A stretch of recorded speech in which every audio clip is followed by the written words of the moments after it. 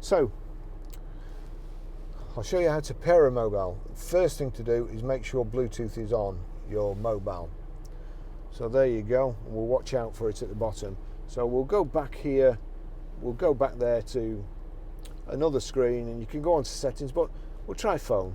Phone, no device available. Search for Bluetooth device, view Bluetooth device list, search for Bluetooth device. We're looking for one.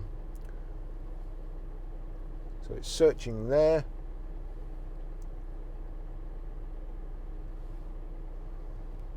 Well, it's picking up two cameras and somebody else's, probably the dent man who's just out there, his phone. It's found my iPhone there. So we'll click on that. Connecting Barry's iPhone 10. Please wait, key 0000. So 4 zeros, 000 pair. Do you want your contacts and favourites to sync? I don't, I won't be using it again. So don't allow, but you will. And there it is connected.